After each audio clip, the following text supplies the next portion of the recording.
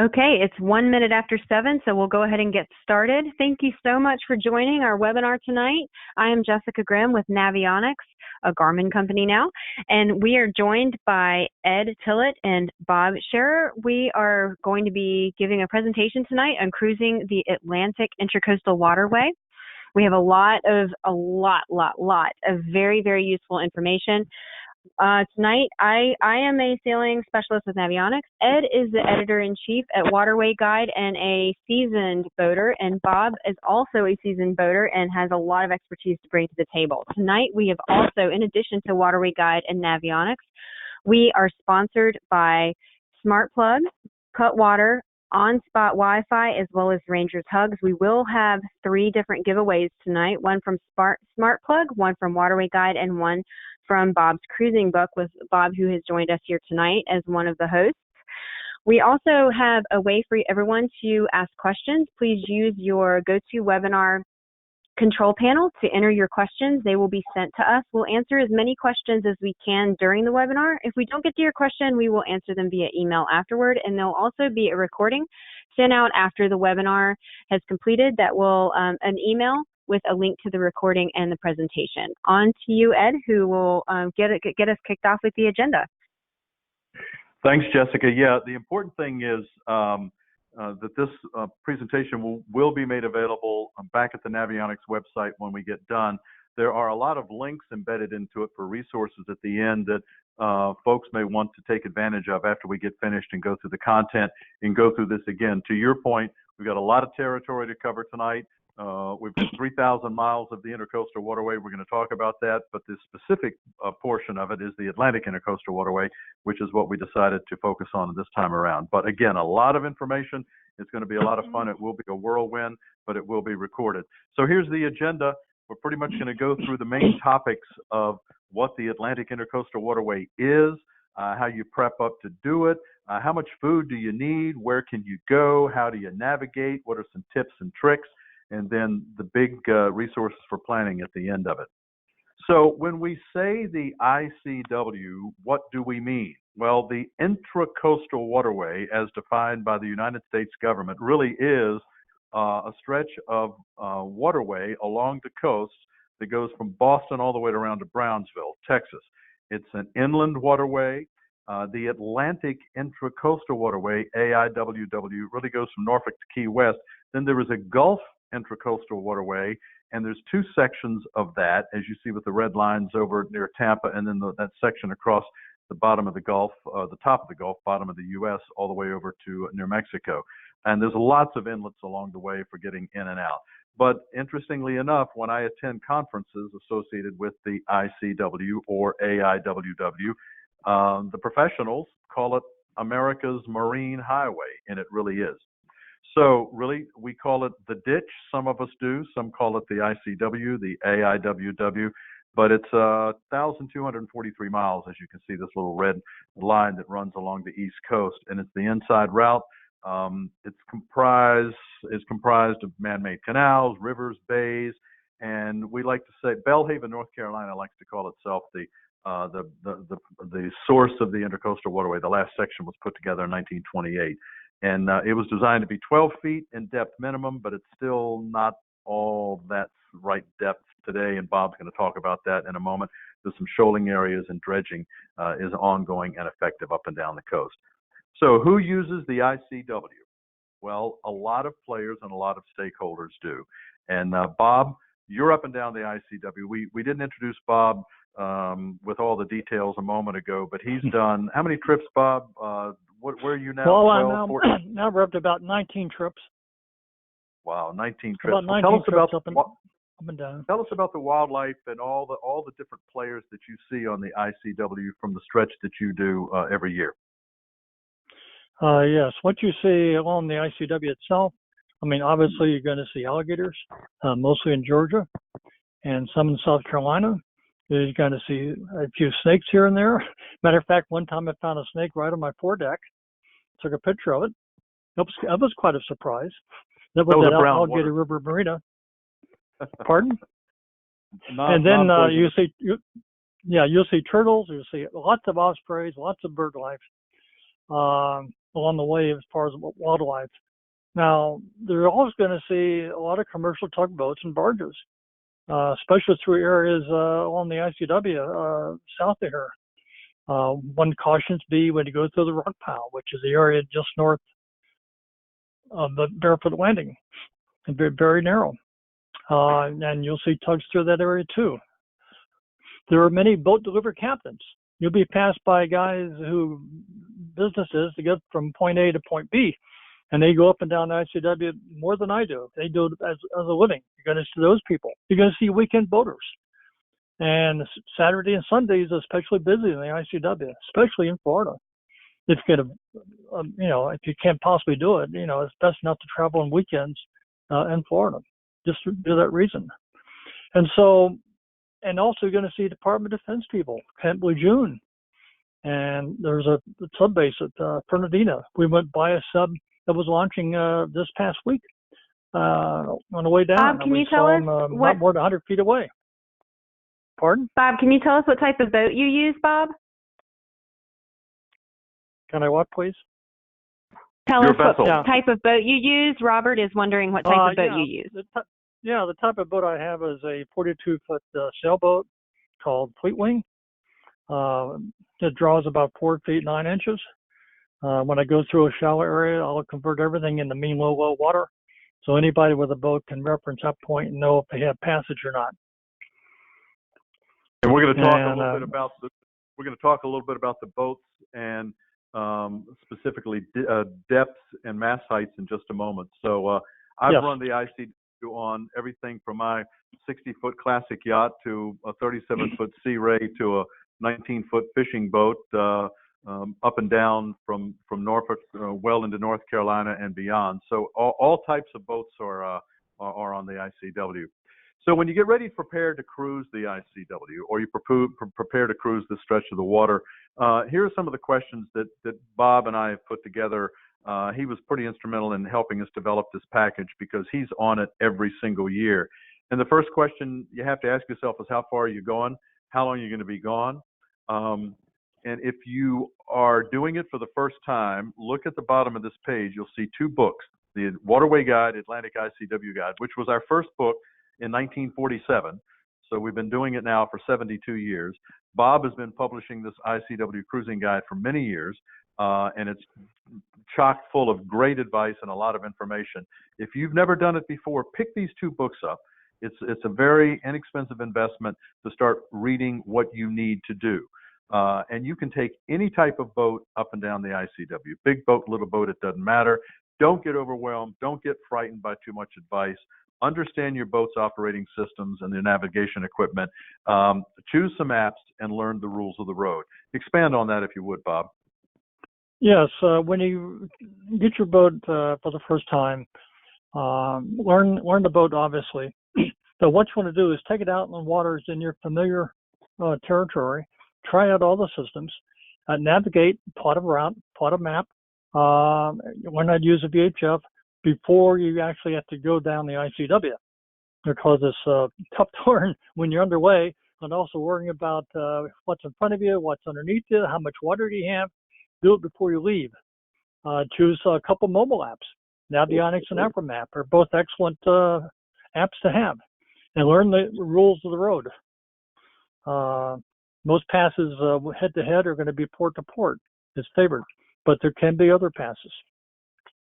Indeed. Traveling the ICW, unlike the last webinar we did, Jessica, with Bahamas and the Caribbean, the ICW is a beautiful stretch of water, very protected, and you're almost always easily within sight of land, but at the same time, in places it can be crowded, and you have to deal with certainly depths and bridge heights, which brings us to the next slide here. We get a lot of visitors when Waterway Guide is on location at the boat shows, whether it's Miami or Newport or Annapolis, Palm Beach, whatever show we're at. Someone will come up and say, hey, I'm getting ready to order a boat and I want to spend some time on the Intracoastal Waterway.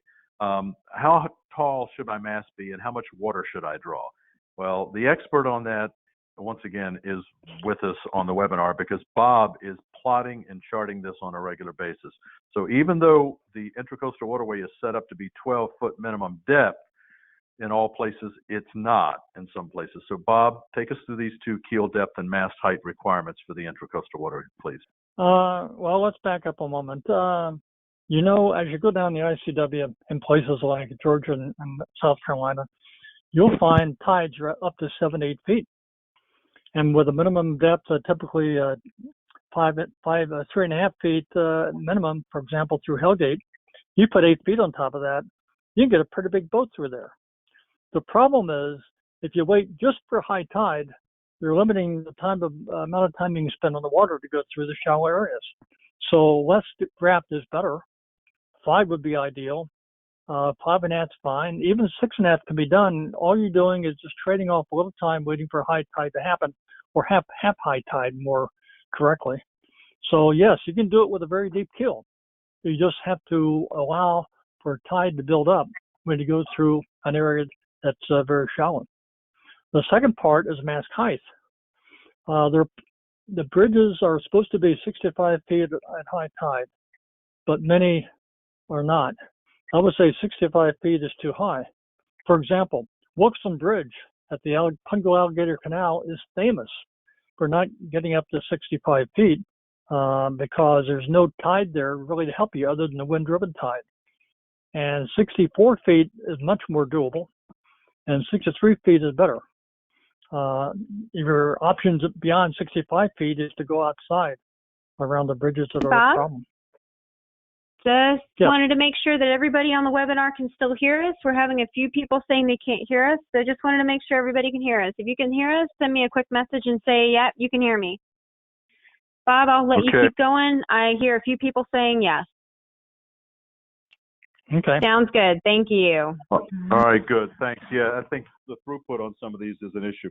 So 63 feet for a mast height. If you're getting ready to buy a boat or you want to do the Intracoastal Waterway, you want to be safe and know that you can do it pretty much at any tide. Keep your keel at 6 feet. 5.5 is good. 63 feet on the mast if it's a sailboat, and you're in pretty good shape. You can pretty much run. Is it your understanding, Bob, or agree that you can pretty much run most tides, notwithstanding very, very low water or wind-driven tides? Yes, that's good. Okay, good. All right, moving on. All right, what does it cost? If you're going to get out and do this adventure on Atlantic Intracoastal Waterway or the Gulf Intracoastal Waterway, what can you expect to spend? A lot of people ask us that question. Well, you can spend as little as you want. You can spend as much as you want. But according to those of us who have done it and those of us who go out and cruise on a pretty regular basis, these are the costs associated with this. So Bob has rolled up some of his costs for what he and Ann spend on a pretty regular basis. You spend about 5 or 6 months running north and south every year. Give us a quick rundown of what we might expect to cost to do one of these trips, Bob. Well, for example, docking fees are between $1.50 and $3 a foot. Let's pick a $2 a foot number and run some numbers. Say it takes 4 weeks to go down the ICW from North Fork down to Miami. It's a period of time when you're not necessarily pushing every single day, but you are moving most of the time. And let's say, example number 1, you spend 3 times in a marina per week and 4 times you anchor out per week. That would figure out to be about $960 in marina fees. Well, let's say you want to do 5 times in a marina and 2 times anchoring out a week. Now you're talking $1,600.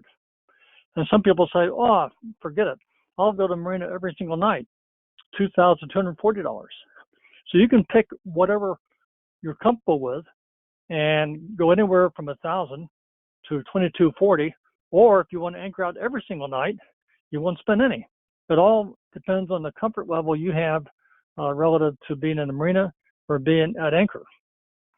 As far as fuel is concerned, I get 6 nautical miles per gallon and consume about 180 gallons for that 1080 period of the ICW from Norfolk down to Miami. That turns out to be about $600 worth of fuel. You can take what you spend on nautical miles per gallon. For example, if you actually consume 3 as opposed to 6, then you're going to get twice as much as the 600. It would be 1,200. So you can go off the 6 nautical miles per gallon and come up with your own number. I spent about 600. For repairs, well, that's a very big unknown. I didn't know what I should allow when I first started out, but now I got a 14-year-old boat. But even when it was new, things break on a boat. So I've come forth and just had a $5,000 kitty, and some people will say, "Well, that's ridiculous. That's much too much money." Well, maybe so, but that's what we ran into. You have your own kitty, perhaps some way of getting at something for repair that has to happen. You lose a water pump, the fuel pump goes, who knows? Things happen on the boat. You also are going to have towing insurance, but that's a separate issue. And for heaven's sakes, don't leave without towing insurance. How do we do car rentals? We do car rentals on a weekend basis whenever we can, because most companies will have $13 a day weekend rate as opposed to $30, $40, or $50 a day during the week. So if you do a weekend rate, it's much more savings in terms of money. Food and provisions, well, we spend about $150 a week. We don't special look for bargains, but that's what we spend. As far as entertainment, God, you can spend anything you want. You can spend $40 to $50 a night to eat out with sandwiches. You can spend $100 a night or $150 a night if you go to a fine restaurant. There's no way of figuring that except what is it that satisfies your entertainment need. Okay. Good idea. Great. Thanks, Bob. So when we talk about provisioning, again, like a world, you're not cruising the world. You're almost every night you're close to food. So you don't need large stores of provisions on the vessel if you want to dock every night and eat out, because you can on the Intracoastal Waterway. There are some remote sections. Bob has talked about that, especially when you get south of Charleston, get down in the low country of South Carolina and Georgia. There are some remote sections there. And if you're going to anchor out, you obviously want to have food on board. Most marinas, if you stay at a marina, are within easy walking or bicycling or courtesy car distance to a grocery store, convenience store. And I always like to throw this in. Pizza and delivery restaurants will come to your boat. I've had pizza delivered to the boat as we headed through the Great Bridge Locks southbound before the bridge opened, and 2 hot pizzas got on board, and we enjoyed them going south all the way down to Coinjock. So the point is the provisioning is really a personal experience, and it really has to do with what your vessel can accommodate in terms of refrigeration and storage capacity. Do you and Ann eat on the boat a lot, Bob? Yes, we do. We mostly eat on the boat, or the times we eat out is maybe once every week or once every 2 weeks sometimes, depending upon where we're traveling. We don't eat out all that much, but there are some special places we do eat out at. Yeah, I was going to say, as many times as you've traveled it, you have your favorite restaurants along the way, and there's some delightful places to eat along the ICW. Great little towns, low country shrimp boils and seafood restaurants and commercial docks. You talked about that earlier. Getting shrimp platters at some great places down there. Do you find that to be the case? Yeah, I mean, we eat the steak dinner Coinjack. When we get to a place like Georgetown, we like the fresh fish market. Independent Seafood is right there in Georgetown. That's a great place to buy fresh seafood. And we do buy as much fresh as we can. We do eat on board, but we do buy as much fresh as we can along the way. That's great. So Chris has a great point. You can always Uber also to restaurants. And Bob asked, is there any way, or Bill asks, is there any way that you could actually anchor every night? It is possible. It gets tougher when you get down towards Florida, although you can do it if you really poke around. I'm just thinking ahead. Is that even... As a matter of fact, that sounds like a challenge. Maybe I'll put together being from Florida passage. Yeah, being from Florida, I would say that it is difficult in the Florida area. Yeah. I mean, I have a boat down here, and it is difficult. So there are regulations against it in some areas. I know we're on a tight time frame. You want to move on to destinations? Yes, that's a good question, though, anchoring every night. And by the way, Waterway Guide Explorer, and I'll try to jump in and show you that, has a list of free docks. Keep that in mind as well. There are some free docks along the way, anchorages and free docks. So to answer your question, yeah, you can make it happen if you look really hard. But the farther south you get, especially in Florida where it's crowded, it is difficult. Well, destinations on the ICW. I mean, beauty is in the eye of the beholder. There are some marinas that I just absolutely love, that I consider them a destination. There are towns, anchorages, attractions, events. All of those are destinations as part of the adventure on the ICW. So as you see here on the list, there's different reasons for each of those destinations, and we're going to share some of the favorite towns along the Atlantic Intracoastal Waterway. I'm going to start with my list and then turn it over to Bob for his list. I really like Norfolk and Portsmouth, probably because I'm familiar with it. It's close to home. I grew up in Virginia Beach and Norfolk. Waterside has recently been renovated. It's a great urban location. It's quiet. It's safe. There's restaurants, museums, festivals going on all the time. I like Manio, North Carolina. You get off the ICW a little bit as you're going south, turn right, go over to Manio, quaint little town. The founding of English colonists there, 1584, preceding Jamestown. Some great history. Belhaven, North Carolina. They like to say they are the site of the founding of the ICW. Birthplace of the ICW is what they call themselves.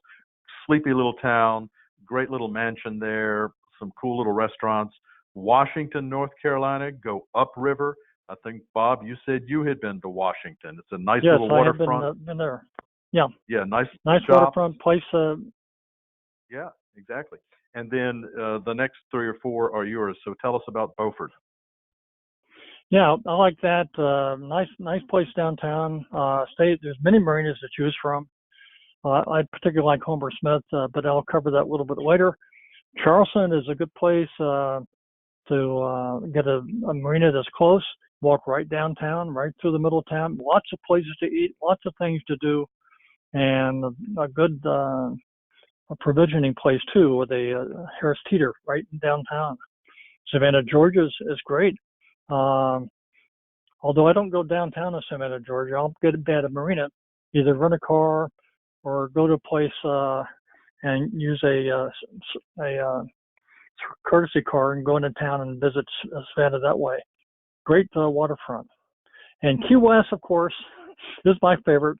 I spend 2 months of the year down at Key West on the dock, about 200 feet apart from Schooner Wharf, and that's by far my favorite town.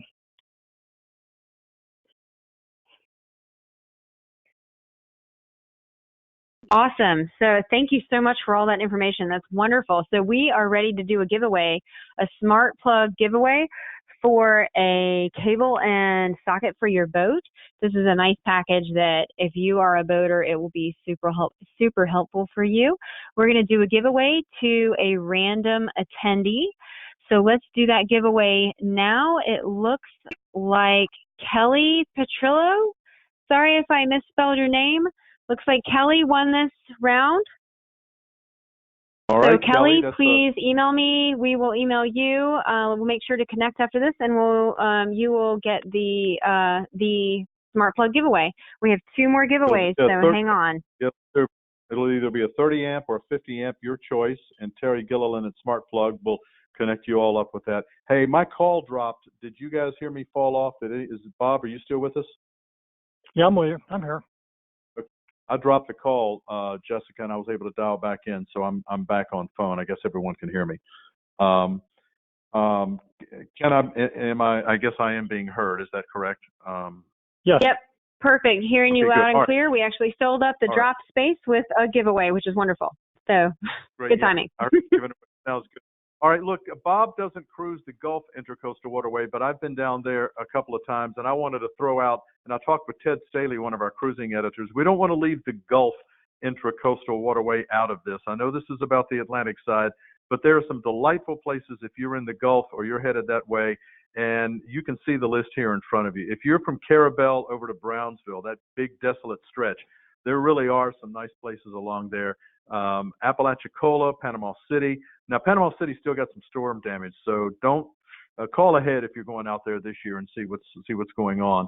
Pensacola, the Grand Hotel at Point Clear, Fairhope, Alabama, on Mobile Bay is just one of those great spots of Southern hospitality. So if you're headed in the Gulf, plan to stop in and see them. Bay St. Louis, Mississippi has got a brand new waterfront after the big storm down there. I think it may have been Katrina. I'm trying to remember which storm beat them up, but we went there last year, and that's a wonderful spot. Bay St. Louis has got a lot of charm. They have a big pirate festival that's a lot of fun, a beautiful marina. Slidell, Louisiana, that's the picture you're seeing right here. Up a bayou in Slidell, you can pull into the docks here. It's a municipal marina. You can actually get on Amtrak and go over to New Orleans and come back home if you don't want to dock. And a lot of people don't like to dock in New Orleans. I'm not going to give them a hard time, but it's a little more difficult over there. But Slidell is so sleepy and so southern Louisiana. It's delightful, and they seem like they party there all the time. We had the best time in Slidell. If you go a little farther west, Madisonville, Louisiana, and then all the way over to Kemah, Texas. So in the Houston area. And then if you're in Tarpon Springs to Fort Myers on the Gulf Coast of Florida, those three towns, Sarasota is always a lot of fun, as well as Fort Myers and Tarpon Springs. So favorite towns and stops along the GIWW. And I will conclude on this particular slide with this notion. These towns want you. They love boaters. They have put together facilities and resources to accommodate boaters. They want you there. And the nice thing I find about being in some of these towns is you can be on the water. You are near town or right on the edge of it, and you're in your own little world, even though you're only 300 yards from downtown. So here's some favorite marinas. I'm going to segue into this real quick. I mentioned Waterside in Norfolk a moment ago, and Bob's got some favorites here. Tell us about Homer Smith Docks.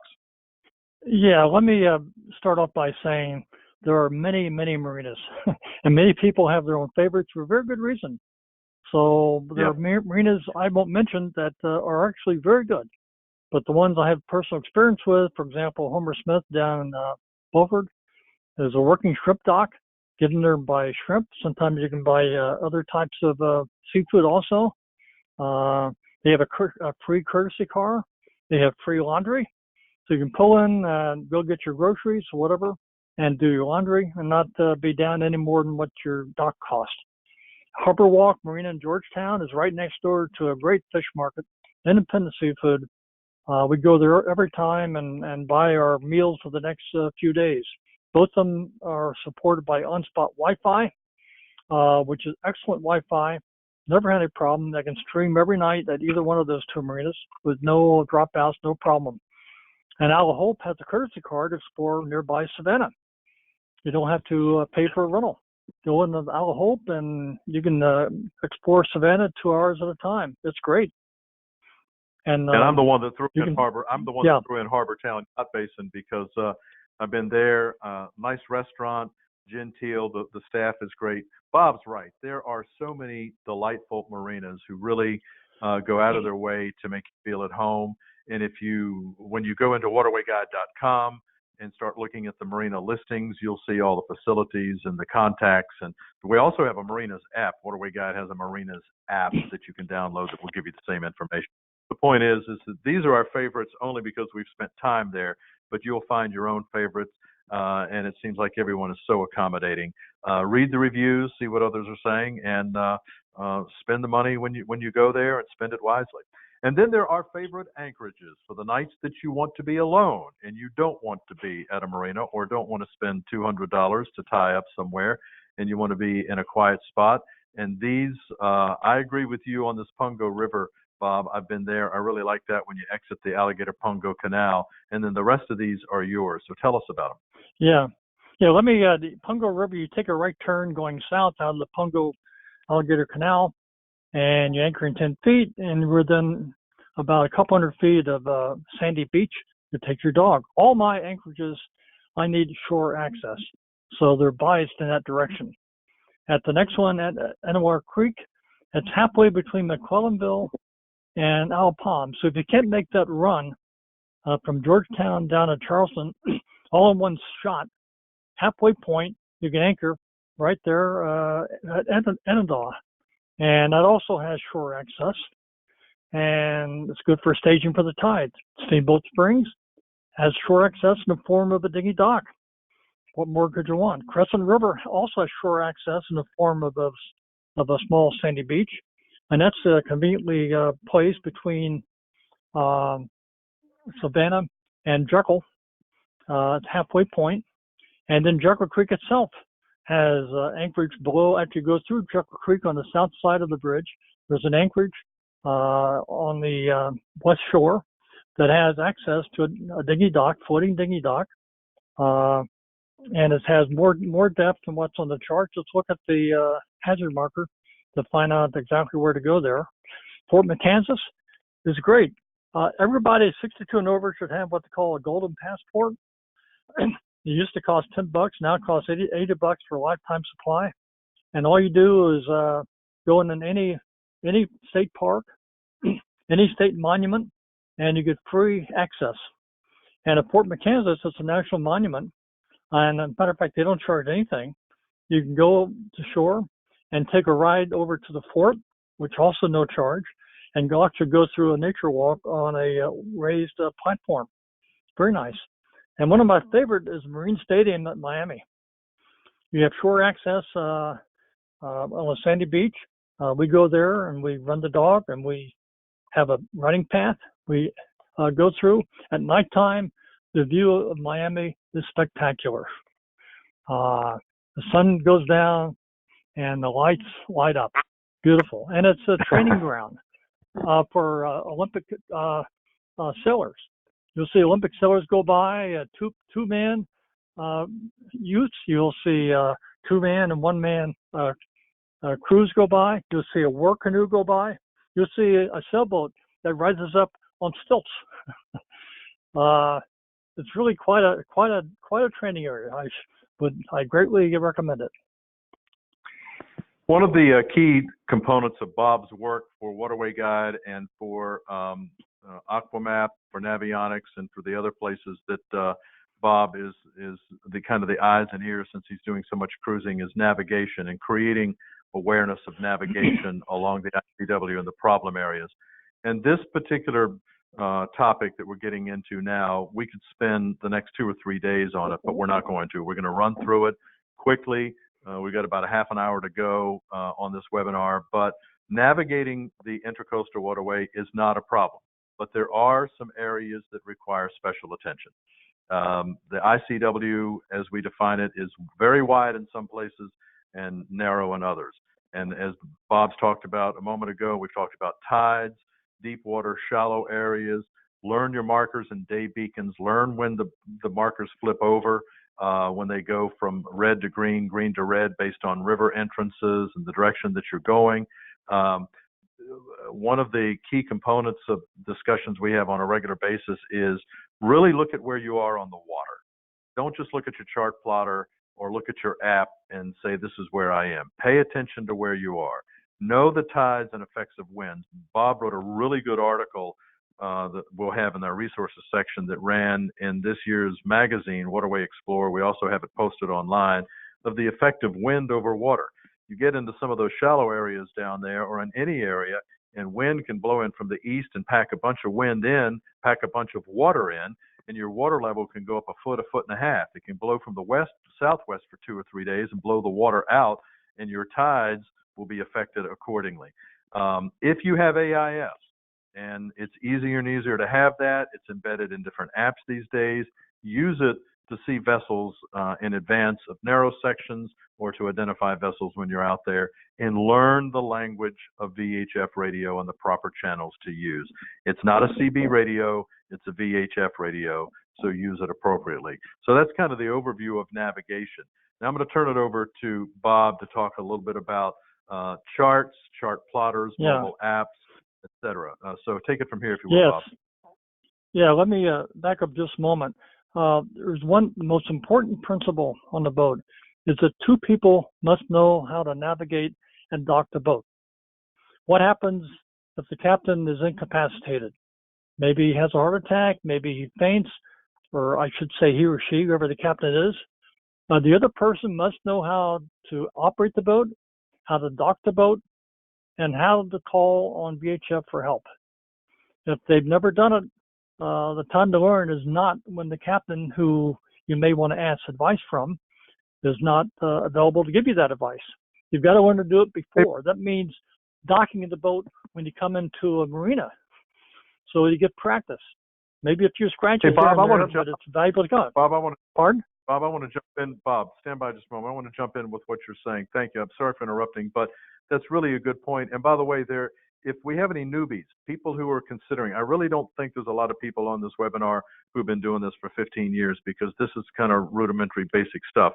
Although if you are, thanks for being here and add your advice. But the point that I'm making is that if you're thinking about doing this, or thinking about getting a boat, or you have a boat and you're wanting to do some adventure, there are training teams out there who will take you and your partner, husband and wife, boyfriend, girlfriend, whatever it may be, partners, whoever you're working with on a boat. They'll take you out on a 2 or 3 day training trip and teach the both of you how to run your vessel.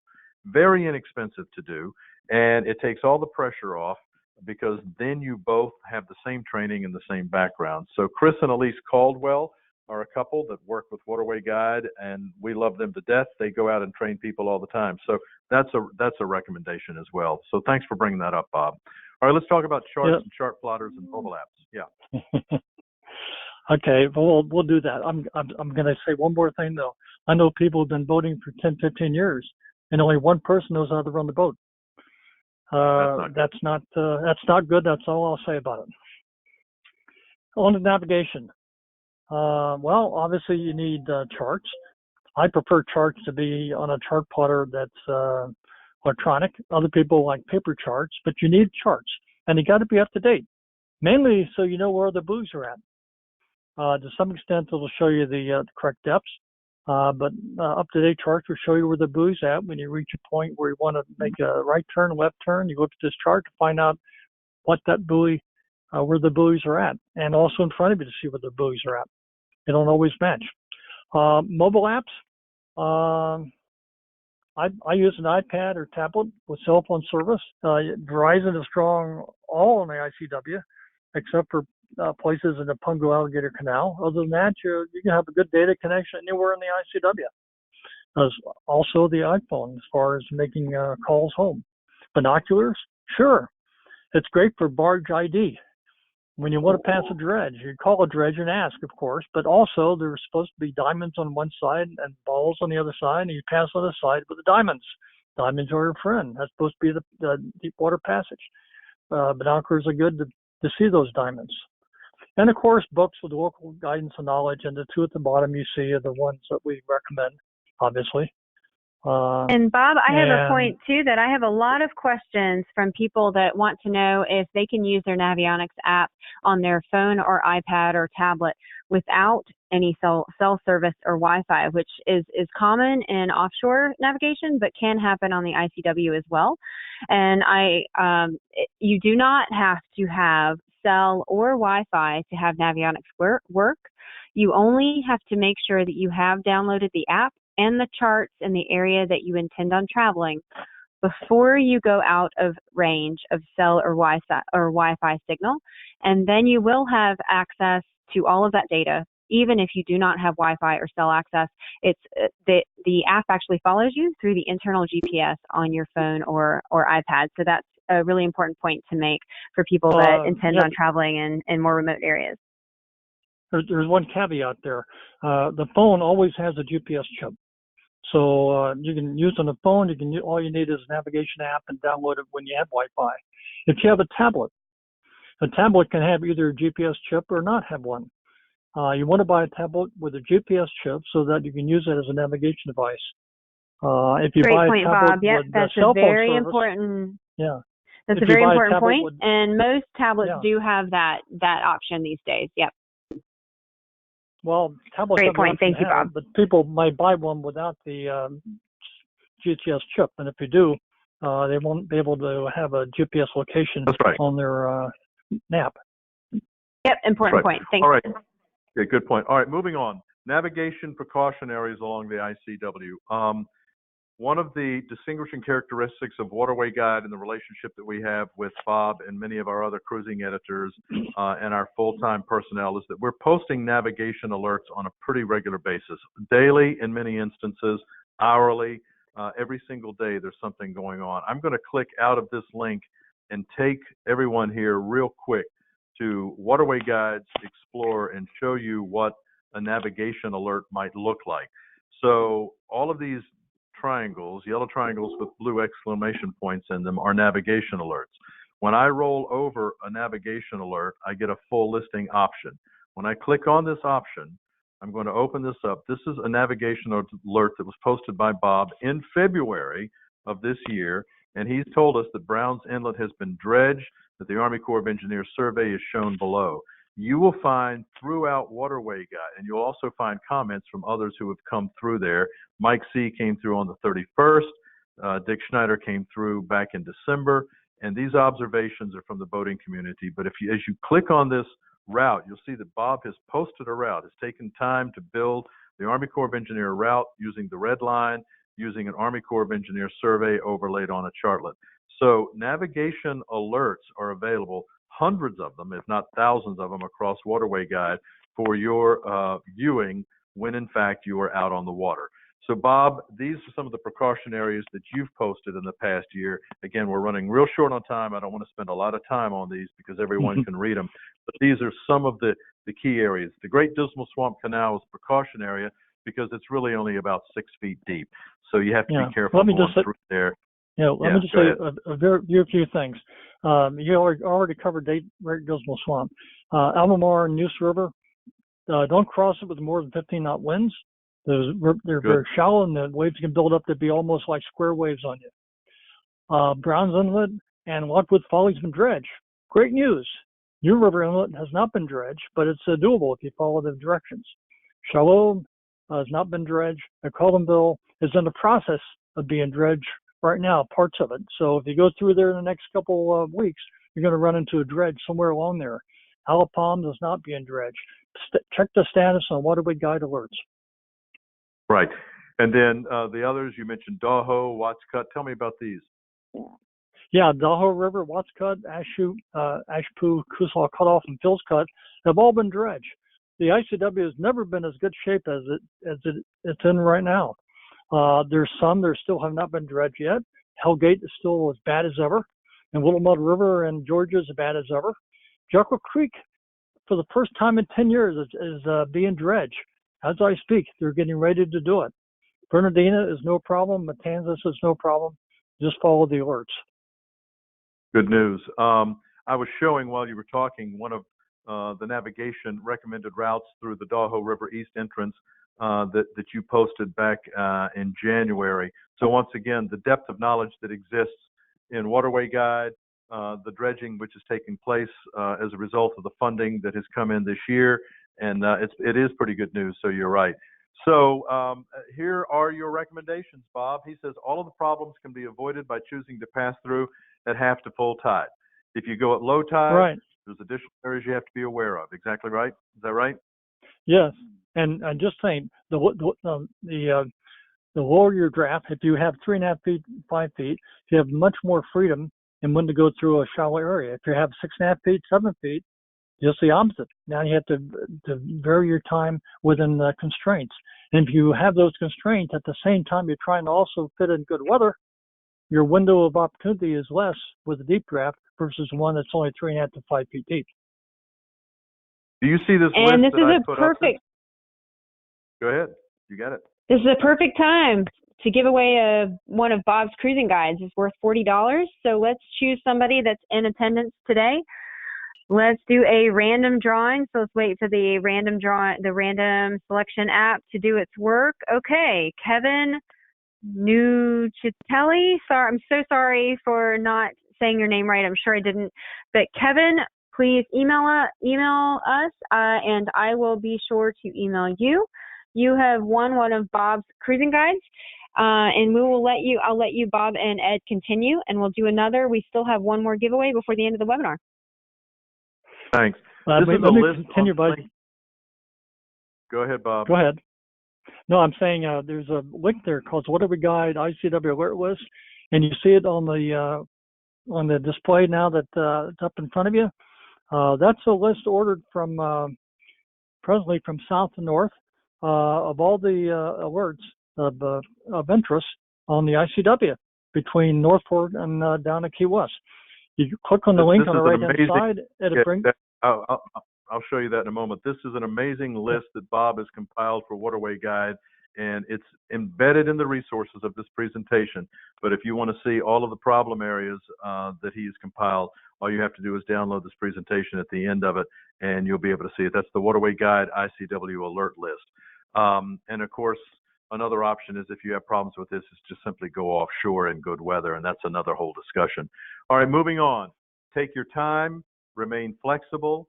And Bob said, this is a great recommendation that Bob said. If someone is going to meet you to either ride with you for a week or two, or come spend 3 days with you, or come visit with you, you can do one of two things. You can commit to a place to meet them, or you can commit to a date, but you cannot do both. Why is that, Bob? Yes, you can commit to both. I've been in that situation before. Yeah, and the guy said, "Well, I'll meet you there on a certain date. That's when I get off on vacation." I said, "No way. I'll give you a date or a place, but never both, because weather is not your friend in that case. Weather should be your friend. You go when the weather's good. You don't go when the weather's bad." And that's exactly talking right. about weather, yeah, if they go through a weather report, always expect changes. Expect gusts to be 2x what they say it's going to be. It's never a guaranteed contract. I'd like to have a weatherman give me a contract. I pay for him. If it's higher than it, I get paid. No weatherman will ever do that. No, they won't do that. Get an unlimited data plan. Spring and fall are always crowded, more crowded on the ICW because of the amount of boats that are moving up and down. And it's not tens of thousands of boats, but there are tens of thousands of boaters who are out in the spring and fall enjoying the time along the ICW. So marinas have a tendency to be more crowded. So what's your plan there? Is you say you make reservations 2 or 3 days out in advance, Bob? What I typically do now, I didn't used to, but in the last 3 or 4 years, I make reservations about 2 days in advance. I used to just pull in the marina and they always had an open slot, but there's getting more of us around anymore. And, right. The hurricane dropped out some of the anchorages, or marinas, that is. So now I plan ahead. Right. I'd like to spend 1 second on one other thing. There are urgent care centers in every town we use, and we used them.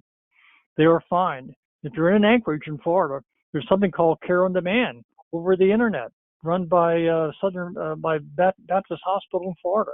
It will give you a medical doctor to see over the iPad. When we were in Marathon, and Marathon was wiped out by the hurricane, we're in a mooring. I got sick. I needed medicine. We had a medication through an iPad, went to CVS, picked up the medicine because I needed a prescription, and it helped a great deal. Resources are available now. They didn't used to be. Yeah, that's a good point. I remember when you were telling me about that, I was blown away by that. Care on Demand, and it's an app, and you spoke with a physician on your iPad and did a FaceTime with him. Is that right? Yes, exactly. Yeah, unbelievable. Okay, resources. So if you're getting ready to go out and do this adventure, and everyone who's in this webinar should go do this adventure. It's a great lifestyle. It's a great way to enjoy a part of your life at some point. And by the way, obviously, many America's Great Loop Cruisers Association members are going to be on the ICW at any given time, whether it's the Gulf or the Atlantic side, because it comprises a large section of that trip. But you've got your Waterway Guide, Intracoastal Waterway edition, Atlantic ICW. You've got a Southern edition, which picks up in Florida and covers down that portion of the coast. Bob's 2018 ICW Cruising Guide. You've got your Navionics mobile app, which we've talked about, the Navionics electronic navigation charts for your chart plotter. Other mobile navigation apps include Aquamap, iNavix. There are plenty of them, several of those out there. Aquamap, iNavix, and Navionics are the leaders today. Weather apps.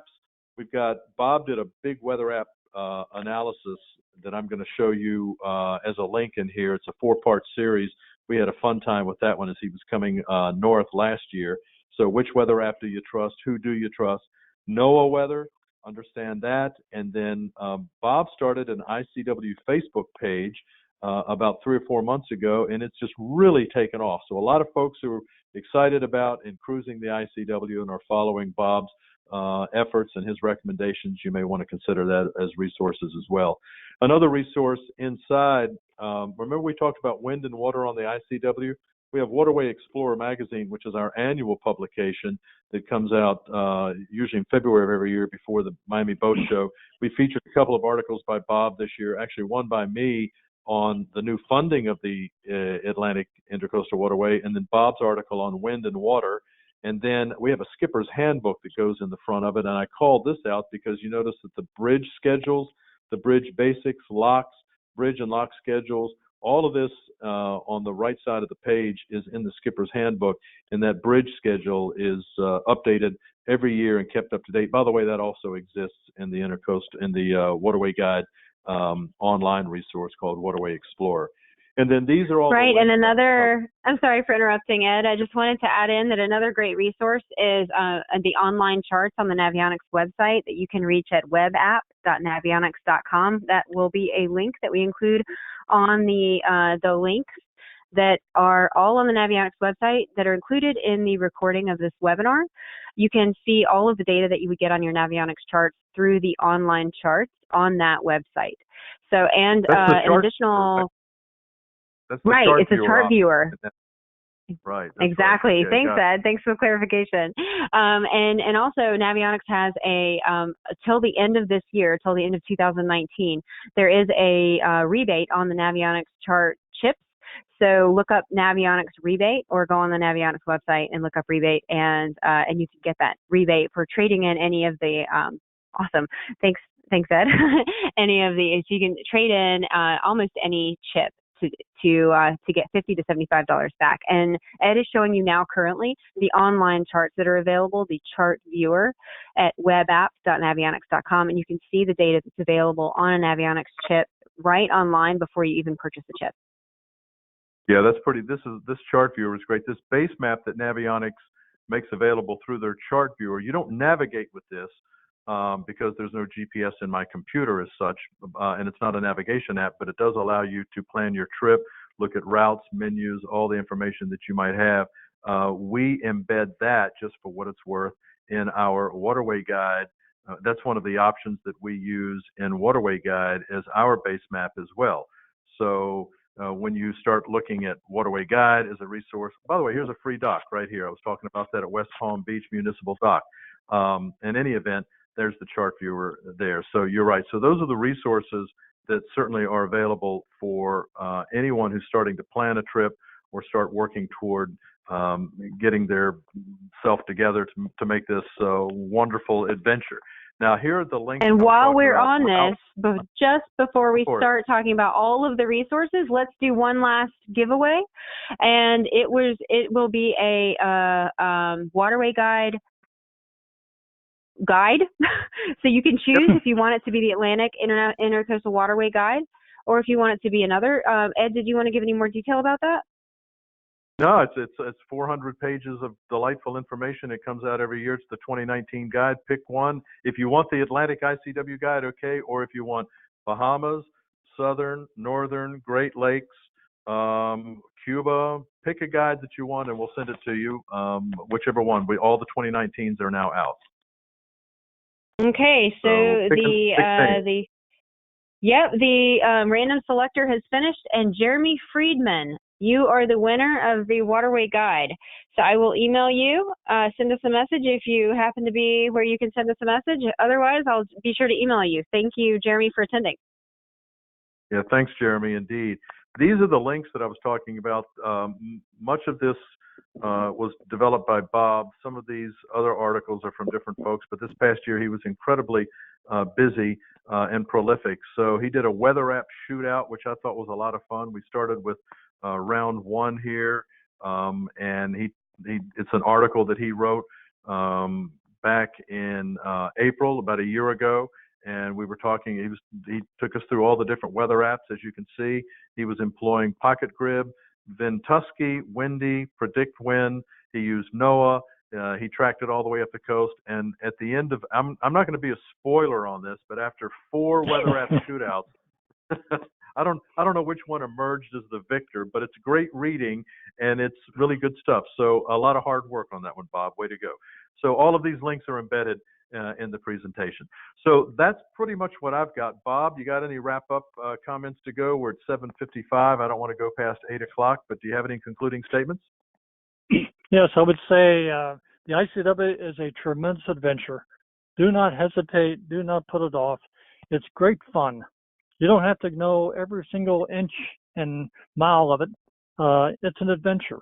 It's meant to be explored. It's meant to be experienced. But for goodness sakes, go do it. I agree. It's America's best kept secret. Do we have any questions, Jessica, from anybody attending that we may want to answer while we've got 2 or 3 minutes left? If anyone wants to ping in on us? We do. We have lots and lots and lots of questions, and if we don't get to your question today, we will email you a response as soon as we can. Please be patient with us. We do have a lot of questions to answer. Can we start with, where is the mile marker 0? Norfolk, Virginia. Norfolk, Virginia. So there's that question. Thank you for asking that. Richard, at low tide, what's the shoaliest to expect? So what shoals and what are the lowest areas that we need to watch out for and at low tides? Like what's the bottleneck at low tide? Yeah, well, there's two. Number one is maybe down to 3.5 feet at two places, mainly Hellgate and Jekyll. Howsoever, Jekyll's being dredged, but Hellgate is still going to be a problem. Okay, thank you. Ted asked that question. Thank you for answering that. We have just a couple minutes left. Let me find another question here. We have lots and lots to choose from. Do you have any reservation? Do you have to make reservations at most marinas, and how far ahead of time? I know you said 2 days mostly. Is that dependent on the area? Do you have to make reservations further ahead as you go south? How do you think that works? I'd like to take some of this, I just Bob. had a real... Stand by, Bob. Stand by real quick. There's a new trend with the online reservation systems. So be aware, some marinas are now requiring you to go through one of the online reservation systems. And in terms of advance reservations, make sure if you make it in advance and you don't get there, that you're either going to get a refund or be prepared to not get a refund and get a credit. Bob, my recommendation is, to your point, make them a couple of days in advance if you know that you're going to be there. Now, go ahead, Bob. Sorry. Yeah, that's very important about the online reservation technique. Some marinas just will accept a phone call, which is the way I prefer to handle. If they do require an online type response, make sure you get a refund. If it's not, I had to call ahead and make sure that, in fact, was the problem. I had made an online reservation, for example, for mooring down at South Carolina, North Carolina Beach. I didn't make it that day, and I lost my deposit because they didn't have a refund policy. So be careful about making reservations. The best way, just call ahead for 2 days and talk to the dock master in person and make a reservation that way. If you do use online, make sure you have a refund process in place.